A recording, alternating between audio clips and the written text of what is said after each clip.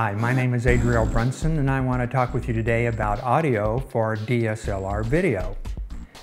You know how students start in a photography school, they're given a 35mm lens and told they can't shoot with anything but that until they learn how to make good photographs with the 35mm because that's pretty close to what the human eye sees.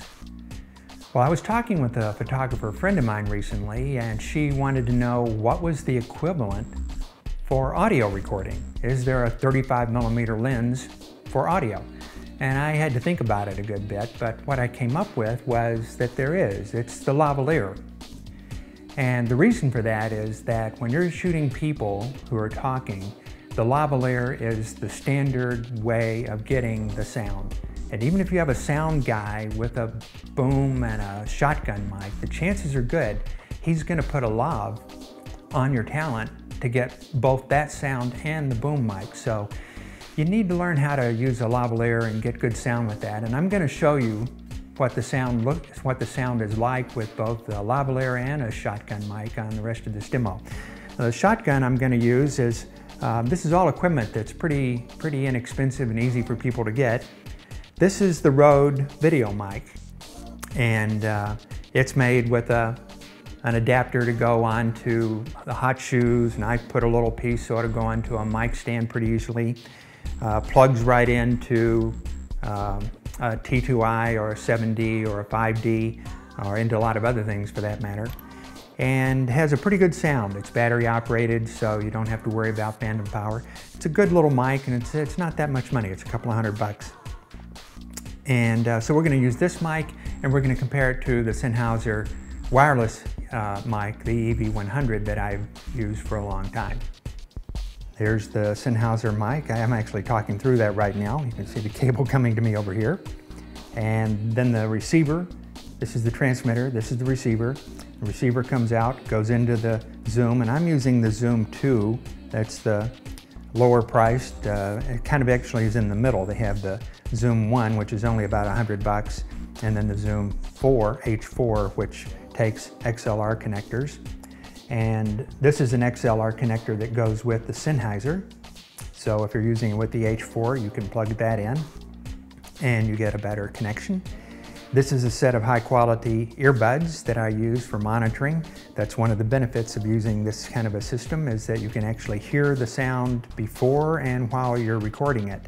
Obviously, I can't wear that while I'm on camera, but when I'm not on camera, I can hear it. And you can tell a whole lot about what's going on when you can do that.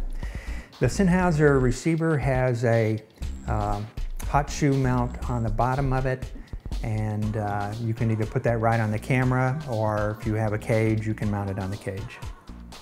So here's the thing, there's no zoom in audio.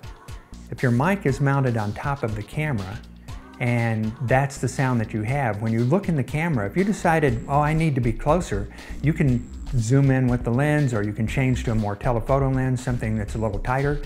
The sound on the mic is exactly the same. Now right now I'm about 4 feet away from this camera, but I'm using a lavalier to pick up my voice. I'm going to go show you what it would sound like if I was recording from this Rode plugged directly into a T2i. Okay, so here I am at 6 feet away. You can hear how I sound, and that's how the room sounds. I'm going to step up to 4 feet away. So this is how I sound from 4 feet in the shotgun mic. And you can hear the room, how much quieter that is. I haven't changed anything on the levels, these are still the same. Stepping up to 2 feet. That's the shotgun mic you can hear. That's about the distance that most shotgun mics are when they're being worked by a boom operator. That's about as close as you can get. It's about 2 feet. And then I'll step up to 1 foot just so you can have that sound. Okay, so this is me, right at 1 foot from the mic. And that's the end of this test. That should give you a good idea on how this sounds. Now we'll go back and forth between the shotgun and the lav. Okay, so here I am at 6 feet away. You can hear how I sound, and that's how the room sounds. Okay, so here I am at 6 feet away. You can hear how I sound, and that's how the room sounds. So this is how I sound from 4 feet in the shotgun mic. So this is how I sound from 4 feet in the shotgun mic. That's the shotgun mic you can hear. That's about the distance that most shotgun mics are when they're being worked by a boom operator. That's about as close as you can get. It's about 2 feet.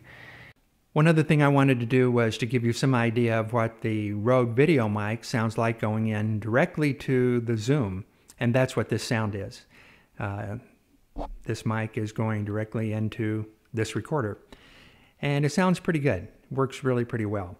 You can see that I have the Zoom is on a little Gorilla Pod, and that's really a handy device because that lets you set it down. You can mount it on different things and it'll stay pretty well where you put it. I'm also going to pull the plug here. And now this is just the sound of the Zoom itself. It has mics built right into it that are really pretty good. And one of the things I like about it, you can hear as I turn the mic away from me here a little bit, is that it is a stereo mic, but you can set it up so that it picks up the front and the back. They have 2 different patterns, or all 4. So when you have a panel discussion or a couple of people talking and you only have 1 mic, this mic is going to do it for you. The little Zoom H2 for $200. It's a hard package to beat. So I hope this helps you decide when you're looking whether to shoot with a shotgun mic or a lavalier to make the right choice for your production. You'll find a subscription form down below. Fill that out and I'll let you know the next time I post a video like this. Thanks for your time. I look forward to seeing your video on the web.